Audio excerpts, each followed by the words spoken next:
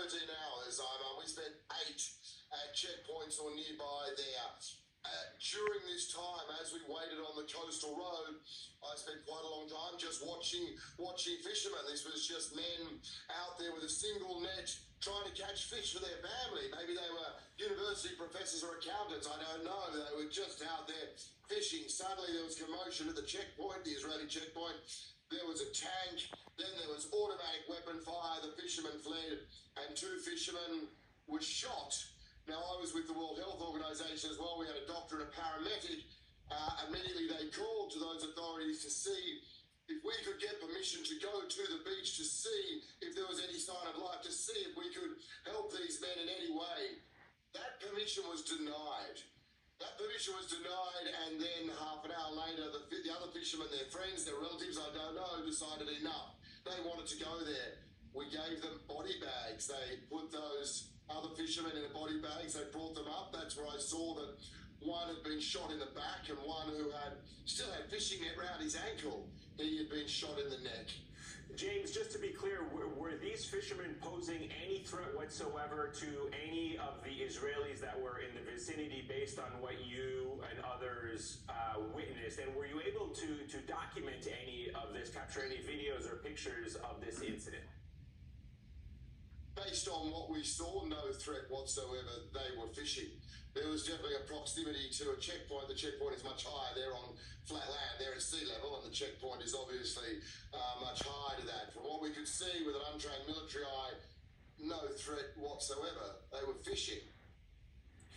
We know that you've had to wait up to 8 hours at military checkpoints just to try to get aid into northern Gaza, only to be turned away and denied entry. What were the reasons that Israeli authorities gave you, or what were the reasons that you were able to observe as to why this aid could not pass through to where it needed to get to? These supplies, of course, as you know, are a matter of life and death. Very much so. They were getting to the north where the nutritional crisis is the most serious, mostly because of restrictions in getting aid there, and also, of course, because of the utter devastation to livelihoods and agriculture. The reasons given were that it was a closed truck. Our form said truck/van. The closed truck was open. It was a full inspection was given. From what I understand from social media, I have no direct contact. I'd rather not get in for a he said, she said.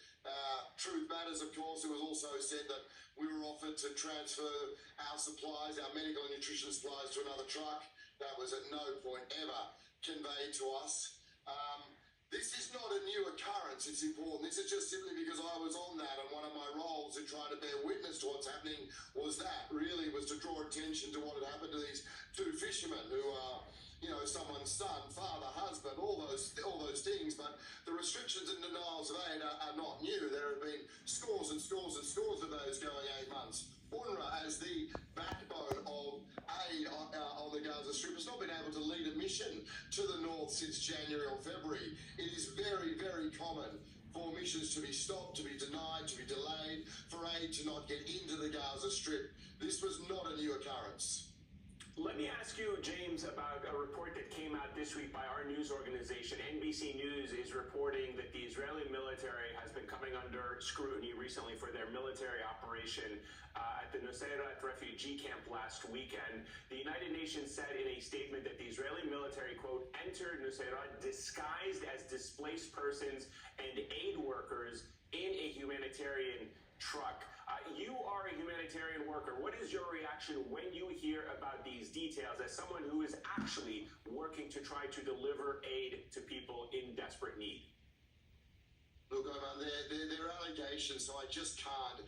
I cannot comment to an allegation. I can comment to the impact of that operation. I was in the hospital, the major hospital, Al-Aqsa Hospital, 2-3 days later. 2-3 days later is quite a long time to still walk across with a doctor, be walking over children with the wounds of war, be walking over children with immense burns, be walking past children who still need major surgery, but the hospital was utterly overflowing from that operation. There were 400 patients, as I saw records, came in there, 400 civilians. Even today when I went there, first thing I did, first family I decided I'm going to talk to the first family I see. Again, there in a corridor because we've seen the systematic devastation of our health system.